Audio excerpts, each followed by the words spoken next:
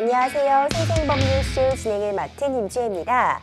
생생법률쇼에서는 크고 작은 법률 문제로 어려움을 겪고 있는 여러분들을 위한 법률 상담은 물론이고요. 세상을 들썩이게 하는 이슈들을 법적으로 풀어보는 시사법률 토크까지 준비되어 있습니다. 법률과 관련해 궁금한 내용이 있으신 분들은 상담전화 02557-8295번으로 연락 주시거나 법률방송 홈페이지에 접속 후 법률 상담에 문의 남겨주세요. 그리고 지금 아래 하단으로 나가는 lawshow.lawtv.kr 메일로도 상담 문의 받고 있습니다. 각 분야 전문 변호사가 무료로 성심성의껏 상담해 드리니까요. 많은 참여 바랍니다. 지금 이 방송은 유튜브를 통해서도 실시간으로 함께 방송되고 있으니까요. 많은 시청 부탁드리고 유튜브를 통한 소통의 창구도 열어두겠습니다. 그럼 오늘 도움 주실 변호사님 소개해드리겠습니다. 법무법인 리버티의 김지진 변호사 자리하셨습니다. 변호사님 어서 오세요. 네, 안녕하세요. 네, 안녕하세요. 김지진 변호사입니다. 변호사님 오늘도 억울하고 답답한 사연 가지신 분들에게 명쾌 상쾌 통쾌한 상담, 유익한 상담 부탁드리겠습니다. 그럼 오늘 접수된 상담 내용들 저와 함께 미리 만나보시죠. 미리 보는 법률 상담입니다. 선물 투자 리딩 사기를 당했어요. 대출을 받고 싶었을 뿐인데 상속 후 연락 끊긴 공동상속인 사적으로 연락하는 손님까지 오늘도 정말 다양한 분야의 상담들이 접수가 되어 있네요. 잠시 후 김지진 변호사님과 함께 속 시원한 해결책 하나하나 찾아보도록 할 테니까요. 시청자 여러분들도 어떤 해결책들이 제시가 될지 기대 부탁드립니다. 여러분들은 지금 생생법률쇼 함께하고 계십니다. 쉽사리 해결되지 않는 법률 문제를 끌어안고 있다면 지금 생생법률쇼와 함께하시죠. 법률 고민이 해결되는 가장 쉬운 방법을 소개해드릴게요. 첫째, 02557-8295로 전화를 한다. 둘째, 법률방송 홈페이지에 접속해서 법률상담 게시판에 문의를 남긴다. 셋째, 지금 화면에 나오고 있는 이메일 주소로 사연과 연락처를 보낸다. 생생법률쇼가 자랑하는 각 분야의 전문 변호사가 여러분의 더부룩한 속을 뻥 뚫어드립니다. 속 시원한 스파클링 법률 상담 프로그램 생생법률쇼 지금 바로 전화주세요.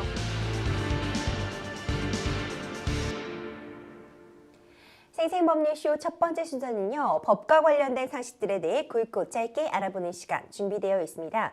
화요일은 지금 가장 뜨거운 이슈 하지만 아직 통과되지 못한 법안들에 대해 알아보는 법률인싸 준비되어 있습니다.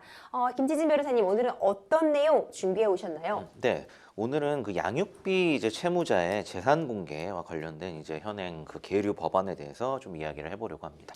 그렇습니다. 특히 자녀가 있는 경우, 미성년 자녀가 있는 경우에 이혼을 할 때 양육비 항상 좀 첨예하게 대립하는 그런 부분이잖아요. 네. 우선 양육비가 뭔지부터 정리 부탁드릴게요. 네네.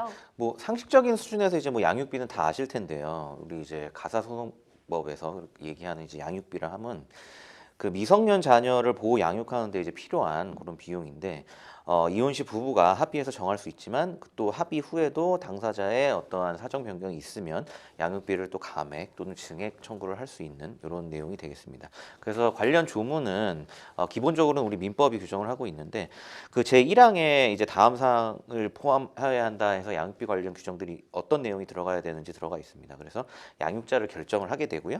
그리고 양육 비용이 얼마 들어갈지 상호 이제 정하게 되고 또 기타 면적 교섭권의 행사 여부 및 그 방법에 대해서 정한다. 그래서 우리 민법이 기본적으로 그 양육비에 대한 규정을 넣고 있고요. 그리고 양육비 이행 확보 및 지원에 관한 법률이라고 해서 이 민법을 좀 구체화해가지고 이제 나중에 양육비를 어떻게 추가 받을 것인가 이 부분에 대해서 이제 규정을 하면서 조금 개념화를 더 하고 있는데요. 여기서 조금 이제 설명을 드리면 양육비 이행 확보 및 지원에 관한 법률에 보면 양육비라 함은 이제 민법 제4조에 따른 성년이 아닌 자, 그러니까 미성년이죠. 미성년을 이제 보호 및 양육하는 데 필요한 비용을 말한다고 정하고 있고요. 양육비 채무란 뭐냐 하면 민법하고 그 가사소송법상의 집행권한이 있는 양육비용 부담에 관한 채무를 말한다고 하고 있고 또 양육비 채권자란 양육자로 지정된 부 또는 모이거나 법정 대리인 등 실질적으로 미성년 자녀를 양육하고 있는 사람으로 양육비 채무 이행을 청구할 수 있는 사람을 말한다. 그러니까 이제 일반적으로 이혼하고 난 다음에는 양육비 채권자라고 하면 그 양육을 하고 있는 사람, 양육을 하고 있는 측이 이제 양육비 채권자가 될 겁니다. 그리고 양육비 채무자란 미성년 자녀를 직접 양육하지 아니하는 부 또는 모로서 양육비 채무를 이행하여야 되는 사람. 양육비라고 해서 이제 개별적으로 개념을 규정을 하고 있습니다. 그렇군요. 그렇다면 이제 양육비를 결국 그 액수 산정이 항상 문제가 될 것 같은데 네. 양육비를 산정하는 어떤 계산식 기준 같은 게 따로 마련이 되어 있을까요? 네, 있습니다. 그 몇 가지 이제 원칙들이 있는데요.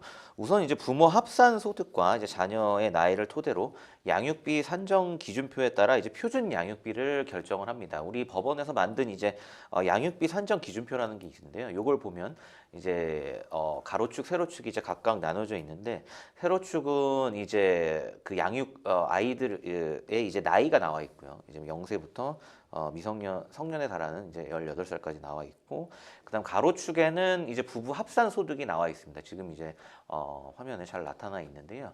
그래서 이 아이들의 나이와 그다음에 이 부부 합산 소득을 이제 가지고 현재 표준 양육비가 얼마인지부터 미리 정하게 됩니다. 그러면 표준 양육비가 얼마인지가 나오거든요. 그럼 그게 이 표상에 가리키는 지점이 예를 들어 한 300만 원 정도가 된다. 그러면 이게 뭐냐 하면 한쪽에서 지불해야 될 양육비가 아니고 그 나이 또래 그리고 정도의 소득에서 이제 필요한 이 아이들에게 필요한 표준 양육비가 됩니다. 양육비 총액이 되는 거예요. 그리고 이거에 따라서 이 비율에 따라서 이제 부모가 이걸 어떻게 분담할지를 정하게 되는데 어떤 뭐 꼭 법적으로 강제하는 원칙은 없습니다. 근데 일반적으로 법원에서 하는 룰은 당연히 양육을 하는 측에서도 양육비는 내야 돼요. 양육을 하는 측에서 나는 양육하니까 한 푼도 돈을 안 낸다. 이거는 이제 말이 안 되고 그러니까 비율을 정해야 되는 거죠. 좀 전에 말씀드렸듯이 뭐 300만 원 정도 예를 든다고 한다면 여기서 비양육자가 한 60% 정도를 부담하는 게 일반적인 원칙이고요. 여기서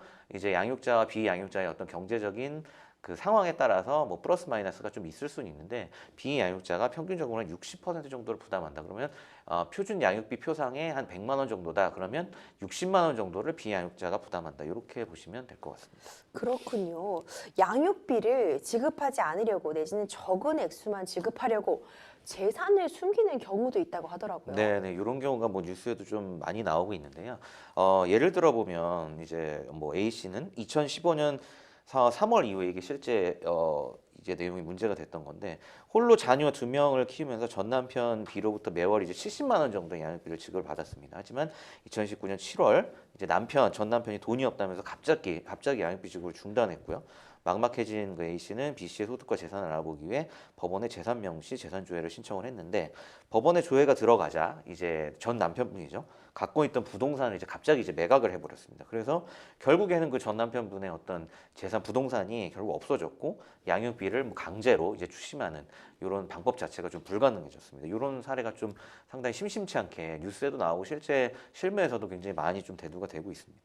아니 본인의 자녀의 양육에 필요한 돈인데 이렇게까지 한다는 게 좀 씁쓸한데요. 네. 실제로도 이런 케이스가 많이 있나요, 변호사님? 실제로도 이게 굉장히 좀 많습니다. 이거 법원에서 항상 강조를 하는 게 뭐 이혼 조정이나 판결에서 양육비가 따라오는 그런 판결에 있어서 항상 얘기를 하는 게 양육비는 빚을 져서라도 주셔야 된다. 그래서 이 얘기를 합니다. 그 가사조정관이나 판사도 마찬가지인데 이게 무슨 얘기 아니면 너무나 당연한 거죠. 이걸 굳이 풀어 설명할 필요도 없죠. 미성년 자녀는 홀로 뭐 경제적인 활동을 할 수도 없는데 뭐 비양육자가 자기가 경제적으로 어렵다고 해서 양육비를 안 준다? 이건 아이들의 어떤 생존이 달린 문제이기 때문에 뭐 경제적인 어떤 어려움을 떠나서 정말 본인이 돈을 빌릴 수 있다면 돈을 빌려서라도 줘야 되는 게 이제 양육비입니다. 근데 이게 실제로는 가진 어떤 뭐 자기가 어렵다 뭐 이런 핑계를 대면서 양육비를 지급하지 않는 경우가 많고 근데 이런 거를 이제 실질적으로 좀 강제하기 위해서 작년 1월부터 6월까지 이제 양육비 채무자에 대한 소득재산 조회 동의 요청 이런 거에 대한 통계를 좀 내봤어요. 왜냐하면 상대방 재산을 조회하려면 원칙적으로는 상대방 재산에 대한 조회에 대한 동의가 필요하기 때문에 근데 이런 경우에도 당사자가 동의한 건은 15건, 5% 정도에 그쳤고요.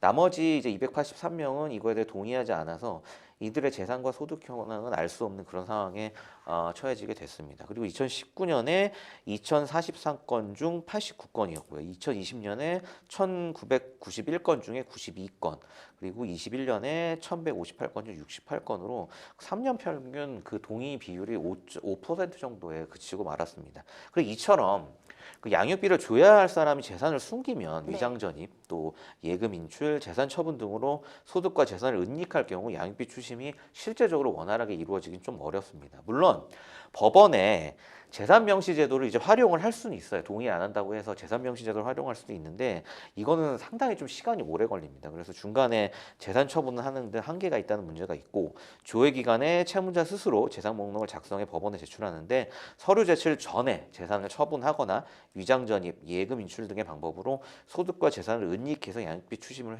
회피하는 경우도 상당히 많습니다. 그렇군요. 지금 양육비 채무자의 재산 공개에 관련된 법안이 국회 포류 중인데 현재 법안 진행 상황 어떤가요, 네네. 변호사님? 그래서 좀 전에 말씀드렸듯이 이게 양육비를 실질적으로 집행하기 위해서는 일단 재산계를 좀 강제하는 이런 게 굉장히 중요합니다. 일단 재산이 얼마 있는지 빨리 파악을 해야 이거를 뭐 압류를 하든지 이제 여러 가지 강제 조치를 취하거든요. 그래서 정부에서도 이거에 좀 관심을 갖고 그 지난 21년 6월 양육비 채무자 동의 없이 그러니까 즉시 이제 소득 및 재산을 조회해서 신속하게 재산압류를 진행할 수 있도록 관련 법 개정을 추진했고요. 국민의힘 전주회 의원도 같은 내용의 법안을 이제 발의를 했습니다. 전 의원이 발의한 법안에는 양육비 청구와 이행 통지를 채무자의 주민등록표에 등록된 주소에 발송함으로써 발송 자체로 이제 송달 절차가 끝난 것으로 간주하는 내용도 담겨 있고요. 양육비 지급을 회피하기 위해 위장 전입이나 잠적의 방법으로 법칙행위를 피하는 사례가 이제 다수 발생하고 있기 때문에 이런 그 형식적인 또 절차를 추가를 한 거고 또 같은 당의 정경희 의원실이 한국건강가정진흥원에서 받은 자료를 보면 그 진흥원은 양육비 채무자의 주소지와 실거주지가 달라 양육비 이행 절차를 개시하지 못한 건수와 금액을 파악하지 못하고 있었고요. 비양육 부모의 주소는 파악이 가능하나 실거주지는 파악이 이제 불가능하기 때문에 이제 실거주지 파악에서 굉장히 좀 어려움을 겪고가 있었습니다. 이에 전주의 의원은 양육비 채무 미이행에 대한 제재가 강화되고 있지만 여전히 양육비 지급을 회피하기 위해 법망을 빠져나가는 문제가 많다며 송달 특례 신설 등으로 양육비 이행이 적시에 이루어져야 한다고 언급하였습니다. 그렇군요. 이 양육비 채무자의 소득이나 재산 확인이 까다롭다는 의견도 많았던 만큼 관련 법안도 개정이 논의 중이군요. 네네, 이런 얘기도 요즘 계속해서 나오고 있는데요. 현재 국회에서는 양육비 채무자의 동의가 없어도 소득과 재산을 조회할 수 있도록 양육비 이행법 개정이 추진이 되고 있습니다.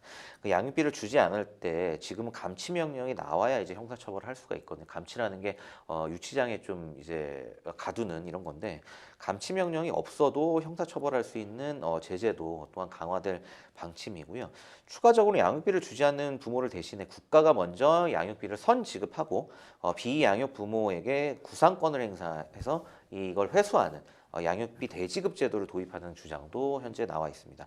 국회 입법조사처는 양육비 대지급제 해외 운영 사례, 그 아동 빈곤 해소와 양육비 이행 강화의 두 가지 기대 효과라는 제목을 가진 이제 보고서에서 양육비를 국가가 대신 지급하면 아동의 빈곤을 예방할 수 있고 이후 비양육 부모로부터 대신 지급한 양육비를 강제 회수하면 양육비 이행률도 높일 수 있다고 이제 제안을 했습니다. 실제로도 이게 굉장히 좀 현실적인 방안일 수도 있는데 어쨌든 아이들의 생존이 달린 문제이기 때문에 빨리 제때 양육비가 지급되는 게 중요하거든요. 그러면 우선적으로 국가에서 이거를 지급을 하고 나중에 이제 국가가 이 채권을 가지고 비양육자한테 추심하는 이런 좀 실질적인 효과를 거둘 수 있는 방안을 정부에서 좀 준비를 하고 있는 것으로 알고 있습니다. 네, 오늘은 양육비 채무자의 재산 공개에 관련된 법안을 알아봤습니다. 이혼 가정이 늘어나고 있는 만큼 이 양육비 지급 문제 법안이 좀 제대로 개정이 되어서요. 자녀들의 복리를 증진시키는 방안으로 운영되기를 기원하겠습니다. 법률 인싸 여기까지 살펴보도록 할게요. 다음 순서는요. 생생법률쇼의 자랑이죠. 성심성의 전화 상담 이어가 보겠습니다. 전화 바로 연결하겠습니다. 상담자님 여보세요. 여보세요. 네, 안녕하세요. 여기는 생생법률쇼입니다. 네네, 안녕하세요. 네, 어떤 점 궁금해서 전화 주셨을까요? 제가 지금 요즘에 요즘이 아니고 앞전부터 계속 했던 리딩방 사기 같은 거 있잖아요. 네네. 네, 그런 리딩방 사기에 어쨌든 선물 투자 개념으로 계획을 하다 보니까 사기를 지금 금액이 엄청 크게, 당했고, 그거를 이제 지금 경찰서에 고소장을 지금 써놓은 상태거든요. 네. 네네네. 그런 부분에서 이제 혹시 좀 제가 진행을 해야 되는 어떤 상황이 있는 건지 아니면은 지금 거기 들어가는 피해금 부분들을 구제할 수 있는 방법들이 있는 건지 아니면 네. 네. 아니면 지금 모든 그 피해금들이 이제 금방 나온다고 해서 또 진행을 하다 보니까 대출로 그 이들이 이제 비예금이 발생이 된 거거든요. 네네. 그러다 보니까 이제 그런 부분들은 또 어떻게 진행을 해야 될지 사실은 조금 막막해서 아, 그러면 혹시 지금 형사 고소나 이런 건 진행하신 상황이신가요? 형사고소는 아직 안 했어요. 일단은 경찰에 신고만 해놓은 상태예요. 아, 경찰에 신고를 하셨군요. 네, 고소장만 써놓은 상태예요. 네네. 그러시면 혹시 지금 그 상대방과 연락이 닿으시는 상태인가요? 연락을 받으세요? 아니요, 연락을 한 게 아니고, 이제 문자로 처음에 이제 들어왔다가, 그 다음에 카카오톡으로 넘어가서 카카오톡으로 계속 연락을 주고 받았었거든요. 네네. 네, 아, 네, 알겠습니다. 그러면서, 네. 네네. 지금 김지진 변호사님이 내용 함께 들으셨으니까요. 네, 상황 어떻게 볼 수 있을지 한번 상담 이어가 보겠습니다. 네, 안녕하세요. 김지진 변호사입니다. 네. 네네. 예. 그 내용 잘 들었고요. 예, 굉장히 좀 안타까운 사연이고 피해 액수도 좀 큰 것 같은데. 네, 예. 금액이 좀 많이 커요.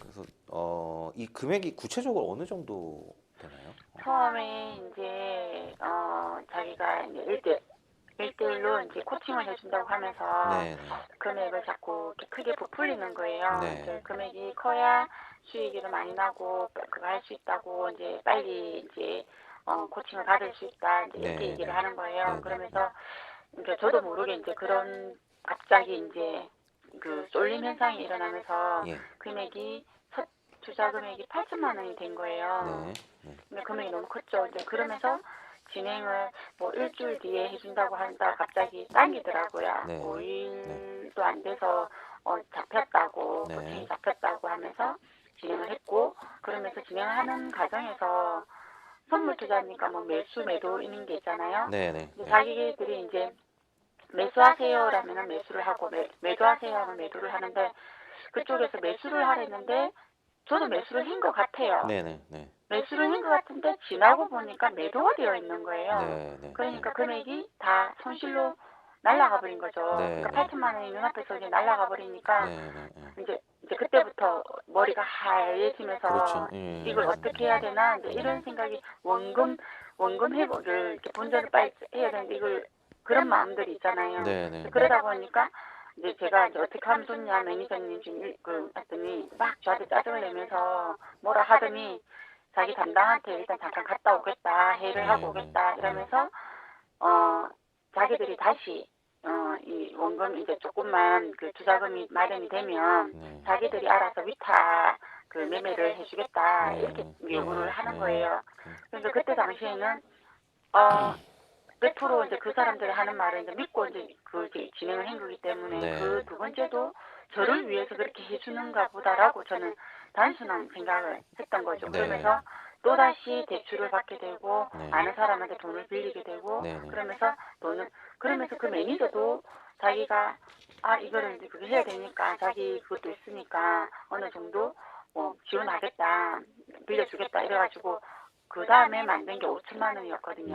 네. 그래서 5천만 원을 가지고 자기들이 이제 위탁 매매를 해서 이제 날짜 잡혀서 했는데 수익이 많이 났대요. 네. 수익이 많이 나서 갑자기 이제 이 시간 이제 수익이 났으니까 이걸 출금을 하라고 저한테 얘기를 하는 거예요. 그래서 출금하려고 그 사이트에 딱 들어가니까 갑자기 출금이 안 되면서 뭐 IP가 2개가 잡혔다. 그러면서 뭐 대리 구매다 뭐 그런 이상한 말을 하면서 출금 정지를 이제 시켜 놓는 거예요. 네.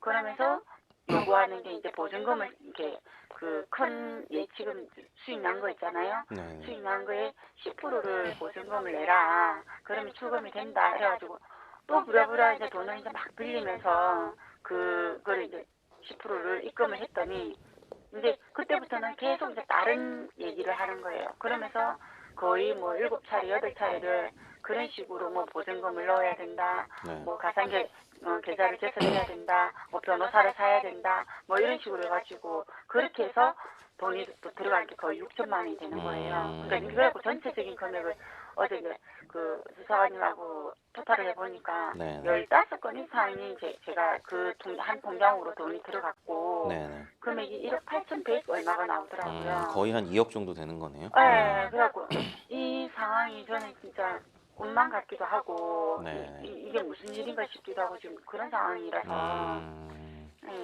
이게 어쨌든 뭐 저도 이런 사건들 어쨌든 형법적으로는 이게 사기거든요.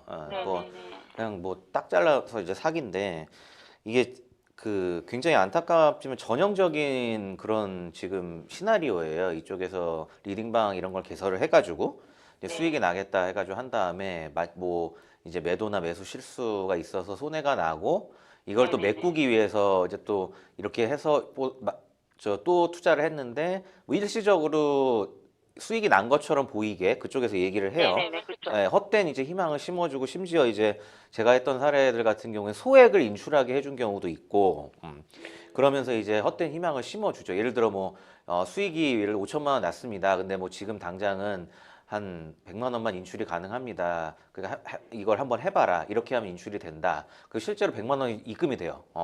그럼 그때부터 이제 뭐 완벽하게 믿고 막 이렇게 진행되는 경우가 많아요.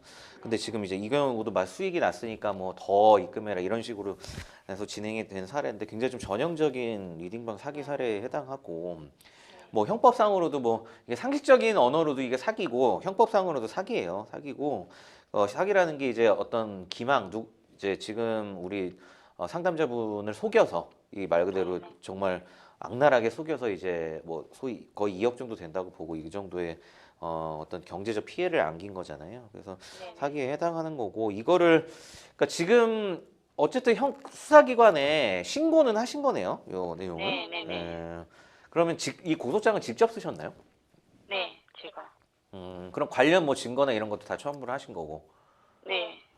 그러면 제 뭐 핸드폰에 있던 그 사람이랑 네. 카카오톡을 했던 거, 그리고 이제 뭐, 돈 입금했던 거, 뭐 이런 자료들 있잖아요. 네, 맞아요. 예, 그런 예, 예. 것들은 다 이제 일단 첨부를 하고 예, 왔어요. 딱 두 가지만 들어가면 돼요. 제가 아까 말씀드렸듯이 그냥 내가 속았다.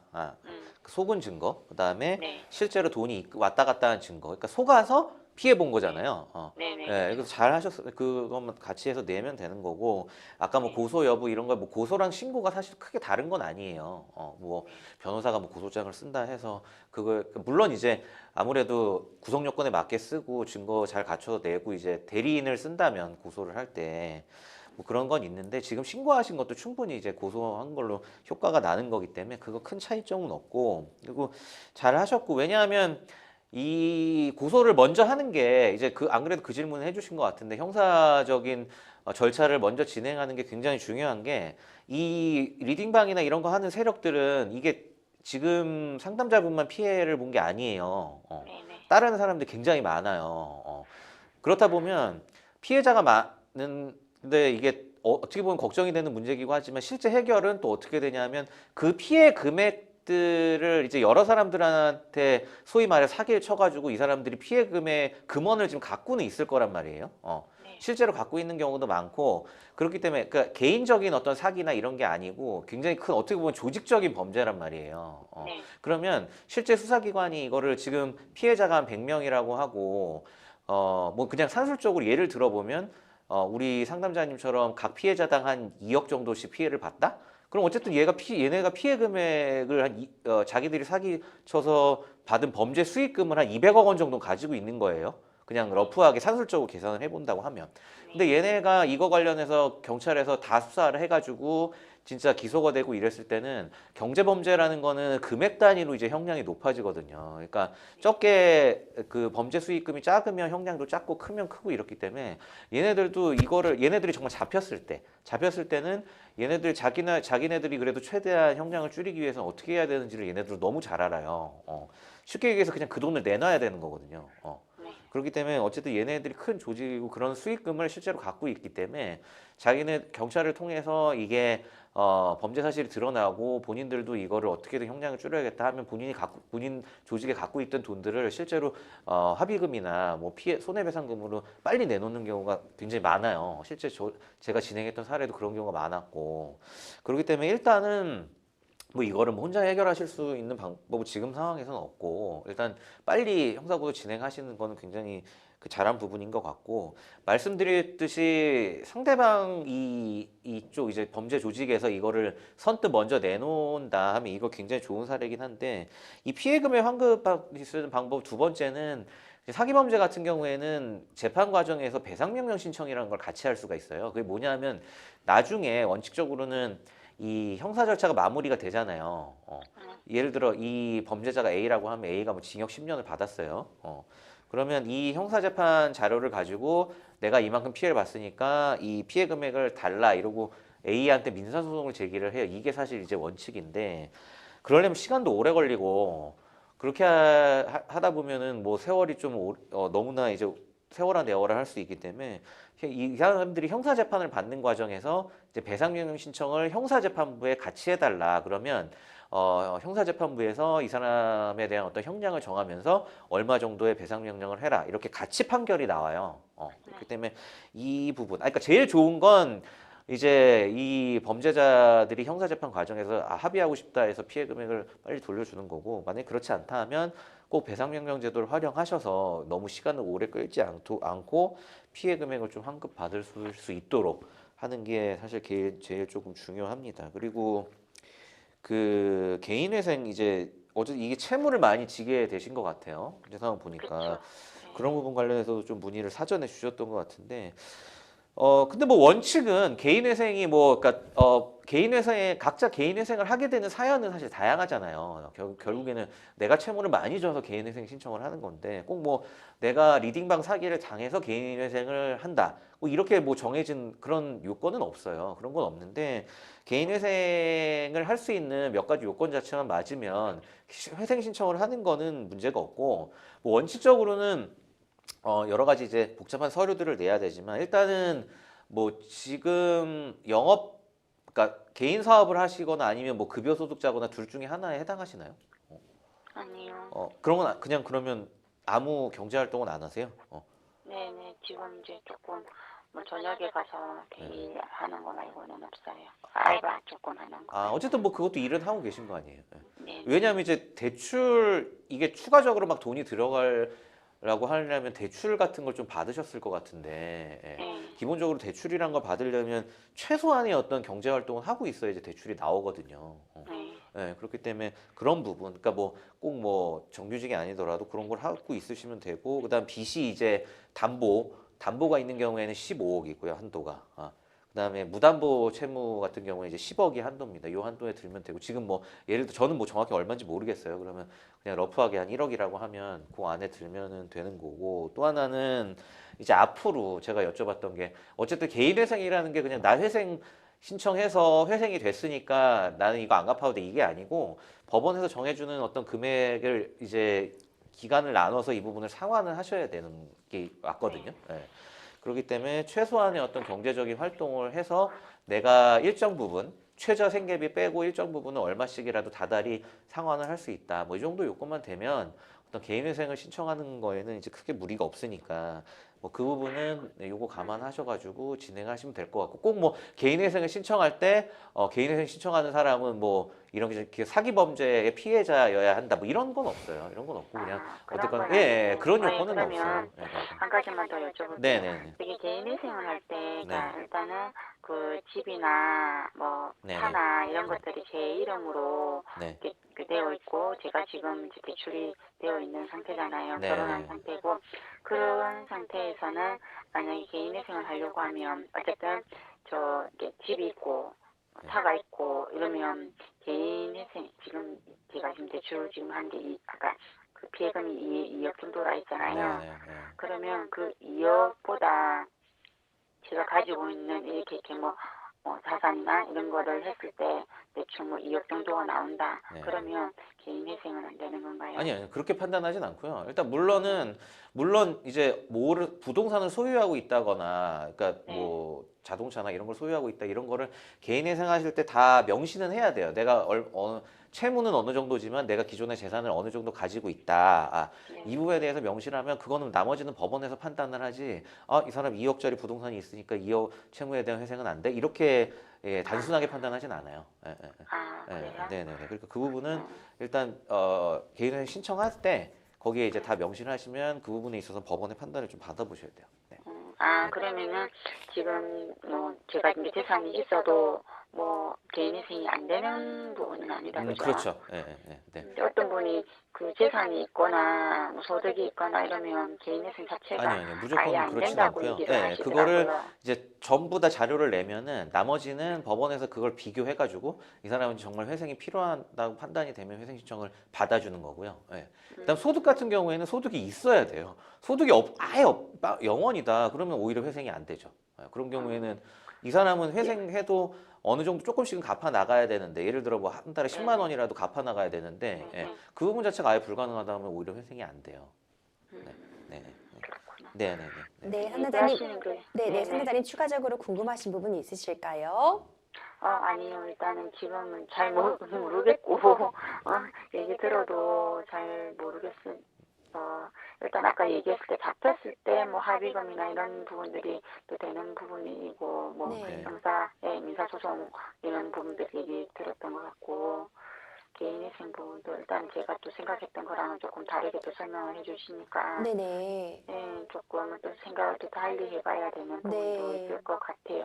네. 꼭 이혼을 그러니까 이혼을 안 하더라도 이런 개인회생이 할 수 있는 부분들이 네, 있잖아요. 이혼 여부하고는 무관하죠. 네, 네, 네. 그러니까 재산이 있으면 안 된다고 이렇게 막 그렇게 얘기를 하셔서 이혼을 꼭 해야 아. 되는 건지 아니면은 뭐 다 제 이름으로 되어 있으니까 그런 것들을 다 이렇게 지금 이제 뭐 어떤 정리를 해야 되는 건지 이런 부분들도 제가 지금 갑자기 지금 이 일이 지금 2주 만에 일어난 네, 일이다 네, 보니까 네, 머리가 하얀 거예요. 네, 그래서 뭘 어떻게 진행을 해서 어떤 식으로 이거를 정리를 해가야 될지, 그리고 거의 지금 1억 8천이라는 돈이, 2억이라는 돈이 다 대출로 빌리고, 개인한테 빌리고, 카드 대출 빌리고, 이렇게 하다 보니까 만들어진 돈인데, 이거를 지금 또 갚아야 되는 상황이잖아요. 네, 네. 갚아야 되는 이 상황에서 지금 이제 계속 또 이자 발생이 되고 이러다 보니까 더 많은 이게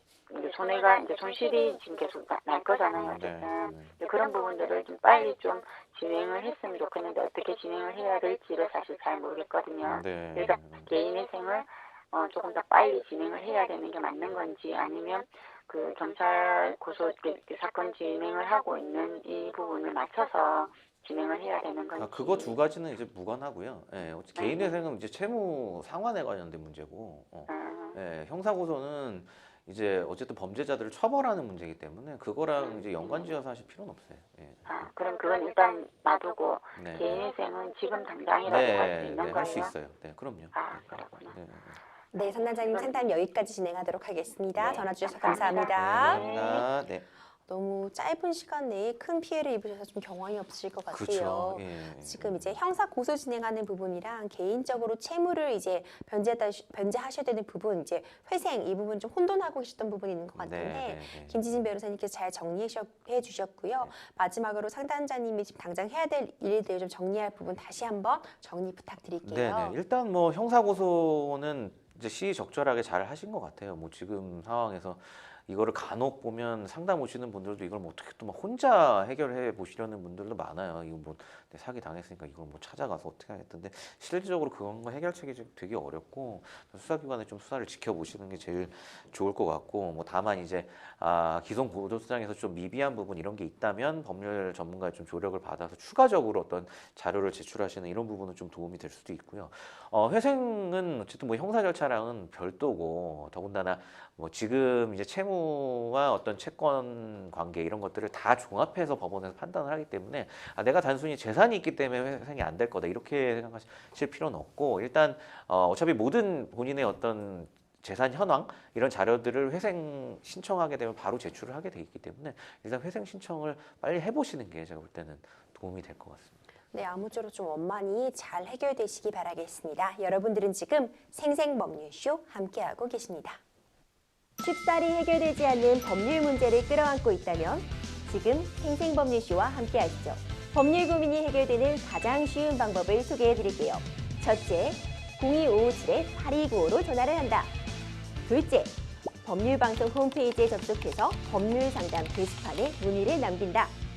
셋째, 지금 화면에 나오고 있는 이메일 주소로 사연과 연락처를 보낸다. 생생법률쇼가 자랑하는 각 분야의 전문 변호사가 여러분의 더부룩한 속을 뻥 뚫어드립니다. 속 시원한 스파클링 법률 상담 프로그램 생생법률쇼, 지금 바로 전화주세요.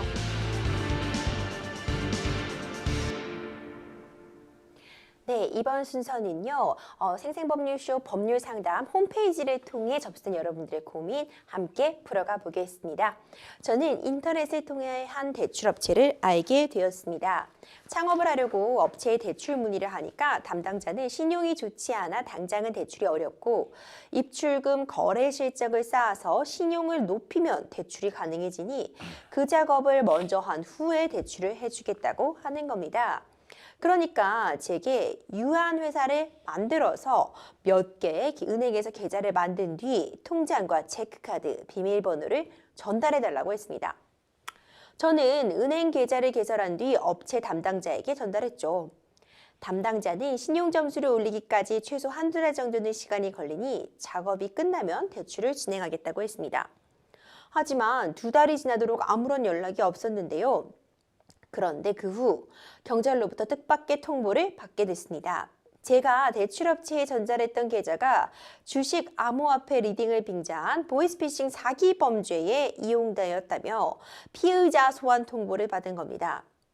경찰에서 조사를 받아보니 고소인은 암호화폐 투자 자문으로 고수익을 남겨준다는 광고글을 보고 수백만 원을 투자했다가 상대방이 잠적해 전액을 잃었고 그때 이용된 계좌가 바로 제 통장이었습니다.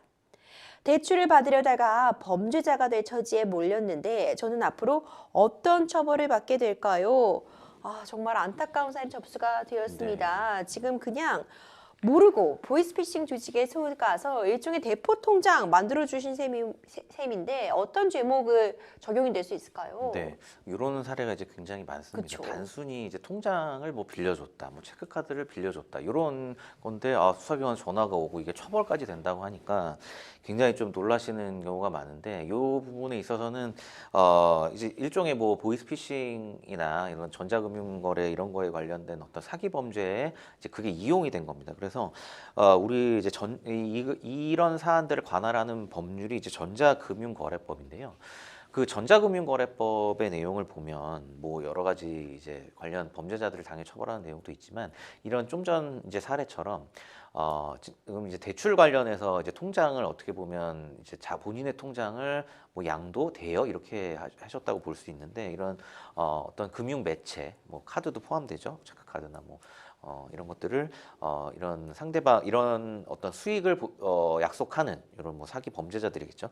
이런 범죄자들한테 제공하거나 뭐 양도하거나 아니면 뭐 빌려 대여하거나 이런 모든 행위들 이런 행위들도 전자금융거래법 위반으로 이제 처벌을 받게 돼 있습니다. 그렇기 때문에 지금 사례 같은 경우에도 우리 상담자분께서는 이제 대출을 잘 받을 수 있게 해준다 이런 걸로 이런 말을 듣고 빌려주셨다고 하지만 전자금융거래법 상에는 이거는 이제 이런 보이스피싱 범죄자들한테 본인의 통장을 이제 양도 또는 뭐 대여 해준 거에 해당하기 때문에 이제 형사처벌을 받도록 규정이 되어 있습니다. 이 대출을 받기 위해 자신의 통장을 양도하신 거잖아요. 네. 이 부분 사실 법적으로 문제가 될 여지가 있을까요? 네, 이게 상당히 좀 전형적인 수법입니다. 한 3가지 정도의 어떤 보이스피싱 업체들의 전형적인 수법이 뭐냐면 우리 첫 번째 나온 사례처럼 이제 대출이 좀 어려운 분들, 그러니까 뭔가 이제 경제적으로 어려운 사람들을 어떻게 알았는지 아무튼 이런 분들한테 접근을 해요. 항상 보면. 그래서 대출을 잘 받을 수 있게 해줄 테니까 어떤 통장을 좀 개설해 달라.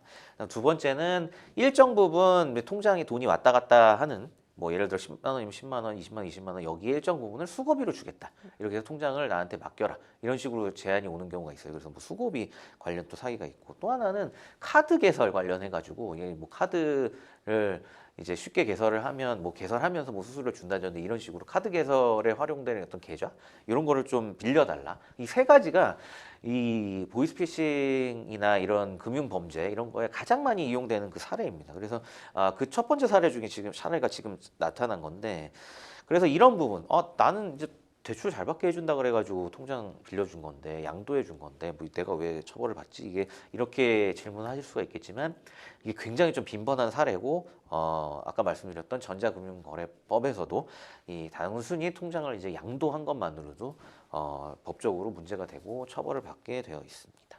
그렇군요. 근데 정말 모르시고 그런 부분 내가 잘 몰랐다. 사실 사기의 방조로 지금 문제가 되시거나 어떤 가담한 걸로 문제 되실 때 정말 억울하다. 나는 이게 보이스피싱에 가담인 건지 몰랐다. 이렇게 주장하시는 분들이 참 많잖아요. 네, 그렇죠. 이 부분 어떻게 반영이 되게 네, 될까요? 이것도 이제 물론 일리가 있고요. 상식적으로 굉장히 안타깝긴 한데 어떤 대가를 그러니까 아까 말씀드렸듯이 뭐 수고비를 받았다 이런 경우도 있을 수가 있는데 지금 이제 상담 주신 분처럼 그냥 뭐 대출이 잘 된다니까 나는 그 통장 빌려주고 받은 거 아무것도 없다. 근데 왜 내가 처벌을 받아야 되냐 이렇게 말씀을 하시는 분들이 많아요. 얼핏 듣기에도 그게 상식적으로 맞는 얘기 같고. 근데 우리 이제 말씀드렸던 전자금융거래법에서는 어떤 대가성이나 이런 거를 따지지는 않고 심지어 이제 뭐 방조나 아니면 뭐 기타 뭐 교사는 안 되겠지만 어떻게 보면 조금 더 정범보다는 조금 더 덜한 처벌을 받는 뭐 이런 부분으로 가야 되지 않나 뭐 이런 얘기도 있는데 그런 것조차도 아니고요.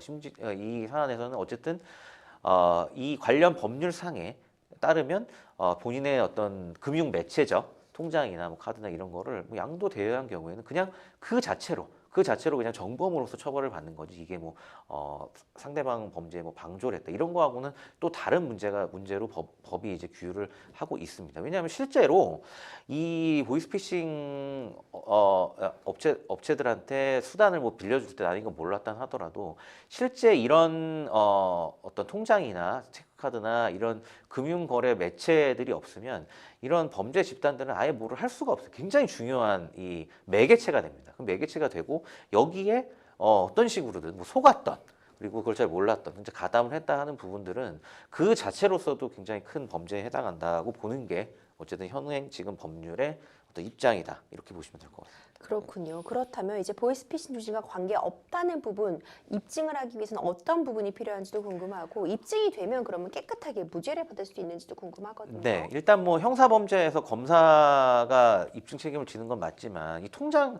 거래 내역, 그 통장을 빌려주고 받고 이런 부분 경제범죄에서는 사실 입증은 굉장히 명확한 편입니다. 그래서 이거 보면 뭐 예를 들어 뭐 이게 뭐 성범죄나 이런 것도 아니고 통장에 오고 간 내역, 그 다음에 이게 본인 예를 들어 A라면 이게 A의 통장이 맞고 이게 활용됐다 이런 것들은 숫자로 나타나야 하기 때문에 어떻게 보면 숫자라는 건 거짓말을 하진 않거든요. 그러면 이미 뭐 검찰에서는 어느 정도 수사기관에서 입증은 충분히 됐다고 보여지고 그러면 결국에는 이제 피의자 입장에서 통장을 빌려준 입장에서 이 주장을 탄핵을 해야 되는데 결국엔 이 주장을 탄핵할 수 있는 유일한 방법은 정말 뭐 몰랐고 나는 그냥 피해자다 이런 주장을 좀 강하게 하는 방법밖에 없습니다. 근데 좀 전에 말씀드렸듯이 어쨌든 이 사람들이 굉장히 경제적인 약자의 어떤 지위를 이용하기는 해요. 이 사안처럼 대출이 굉장히 좀 안 나오는 이런 신용 등급이 낮은 분들이거나 아니면 경제적으로 굉장히 어려운 학생들한테 이제 수고비를 줄 테니까 뭐 통장을 빌려달라 이렇게 얘기를 한다거나 뭐 체크카드 알바를 해라 이렇게 굉장히 좀 경제적으로 어려운 사람들한테 접근을 합니다. 하지만 한 가지만 설명을 드리면 일반적으로 우리 수사기관에서 판단하는 것은 이 경제적인 어려움, 내가 너무 어렵고 힘들어서 통장을 빌려줬거나 뭐 카드를 대여해줬거나 이거는 탄핵 사유가 될 수가 없어요. 이거는 그대로 이제 처벌을 받고요. 제가 실제 진행했던 사례들도 굉장히 뭐 어려운 학생들이나 이런 경우가 많았는데 그런 게 어떤 탄핵 사유나 양형 사유에 해당하지는 않았고요. 제가 볼 때는 이 혐의를 정말 적극적으로 벗어나려면 오히려 이 통장을 빌려줌으로써 인해서 그러니까 내가 어떤 이득이나 이런 건 말할 것도 없고 내 자신도 굉장히 뭐 피해를 받다든지 좀 전에 뭐 전화 상담 사례처럼 실제로 내가 금전적인 어떤 피해를 받다든지 이 정도의 입증 정도가 아니라면 단순히 경제적으로 내가 어렵기 때문에 이런 행위에 통장을 대여했다 이런 거는 어떤 양형 사유나 탄핵 사유로 성립하기가 어렵습니다. 그러니까 쉽게 얘기해서 경제적으로 어려운 건 알겠는데 그럼 경제적으로 어렵다고 해서 그렇게 누가 조금 듣기에도 약간 비상식적일 수 있는 거래 관계에 본인의 실명 통장을 그것도 이제 빌려주냐 이제 이렇게 얘기하면 법원이나 수사기관에서 얘기하면 사실 좀 할 말이 없는 상황이기 때문에 한편으로는 되게 좀 억울하다. 얼핏 듣기에는 그럴 수가 있어요. 근데 네. 가만히 곰곰이 생각을 해보면 아무리 어려워도 이 본인의 어떤 실명 자산을 그냥 누구한테 완전히 양도하고 쓰게 하는 것 자체가 맞는 건가? 이 부분에 대해서 생각해 보신다고 한다면 이 이제 혐의점을 쉽게 벗어날 수는 없겠구나. 그거에 대해서는 좀 충분히 이해가 가실 거라고 생각이 듭니다. 네, 참 사실 좀 굉장히 어려우신 상황이 되는 생각이 드는데 그러면 사실 이런 범죄 변호사님께서도 굉장히 빈번하게 발생한다고 말씀해 주셨잖아요. 그럼 이런 피해 내가 나도 모르는 사이에 내가 보이스피싱에 연루된다거나 내 통장이 이런 보이스피싱 범죄에 사용되고 있다. 대포 통장으로 활용되고 있다. 이런 점 좀 예방하기 위해서는 우리가 어떻게 해야 될까요? 네, 제가 이제 상담자분들한테도 항상 조언을 해드리는데 이 범죄자들이 상당히 절박함을 항상 이용하거든요. 그리고 이 사람이 절박한 상황에 처해지면 이게 합리적으로 생각을 한 번 더 하질 않아요. 그래서 어떤 이런 제안이 왔을 때 좀 전에 제가 설명드린 같은 맥락인데 한 번만 더 좀 생각을 해보시면 이게 아니라는 게 사실 금방 나오거든요. 예를 들어 보면 이 사안 같은 경우에 누가 특정 어떤 세력이 접근을 해서 내가 굉장히 저신용자인데 내 통장을 빌려주면 갑자기 내 신용 등급을 높여준다고 해. 이건 말도 안 되는 소리입니다. 쉽게 얘기해서 신용 등급이 올라가는 거는 본인이 예를 들어 어떤 채무가 있으면 그걸 꼬박꼬박 잘 갚고 그다음에 본인이 어떤 악성 채무가 없고 그냥 이런 기본적인 것들을 기반으로 본인의 어떤 신용 정보가 신용 그 어떤 등급이 결정이 되는 거지.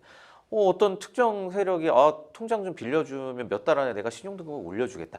절박한 상황에서는 그게 솔깃해요. 이게 합리적으로 생각 안 하게 되고 그런 목소리들이 안 들리는 거죠. 근데 한 번만 다시 찬찬히 생각을 해보면 이게 얼마나 말이 안 되는 얘기인지 알 수가 있어요. 그리고 네. 뭐 제가 실제 진행했던 피해 학생, 피해자가 아니죠. 피해자가 돼서 처벌받은 학생한테도 얘기를 해줬지만 그 학생도 굉장히 좀 어렵게 아르바이트를 해가면서 본인이 이제 대학을 다니는 그런 학생이었는데 이것도 어떤 그런 범죄단체가 접근을 해서 통장을 빌려주면 거기서 이제 얼마를 인출을 하는 걸 도와주면 그거에 이제 몇 퍼센트를 수수료 주겠다고 한 거란 말이에요. 거기에 이제 넘어가서 실제 자기 통장을 빌려주고 실제로 처벌까지 받았습니다. 벌금형까지 받았는데 물론 이제 학생이나 뭐 이런 면들이 뭐 양형적인 요소가 조금 고려될 수 있겠지만 어쨌든 범죄자가 된 거예요. 근데 이것도 가만히 생각해 보면 누가 갑자기 나한테 너 통장, 네 실명 통장 한 번만 빌려주면 내가 여기서 왔다 갔다 하는 돈의 몇 프로를 공짜로 줄게? 이건 말이 안 되는 겁니다. 이런 공짜 돈은 있을 수가 없어요. 여러분 반대로 생각하신다면 그렇게 누구한테 뭐 공짜로 돈을 준다? 이런 거 자체가 사실 있을 수 없는 일이거든요. 근데 내 상황이 너무 절박하면 이거에 넘어가게 돼 있어요. 솔깃해서. 그래서 제가 항상 조언을 드리는 거는 이제 한 번만 더 생각을 해보시면 이게 얼마나 비합리적인 제안인지 알 수가 있습니다. 그럼 본인 뭐 체크카드 빌려주는 것도 마찬가지죠. 그러니까 제가 조언 드리고 싶은 건 어떤 법적인 그걸 떠나서 그런 제안이 왔을 때 내가 얼마나 절박하기에 이 사람이 이런 제안을 해야 하는구나. 하지만 한 번만 더 생각해 봤을 때 굉장히 비합리적이다. 그리고 더군다나 내 실명 자산 모든 게 이제 전자로 이루어지는 요즘 같은 세상에서 어떤 내 실명에 들어간 실명 금융자산 같은 경우에는 거의 내 몸과 같은 거거든요. 이거를 누구한테 양도해서 쓰게 한다. 이거 자체가 정말 있을 수가 없는 일이죠. 그렇기 때문에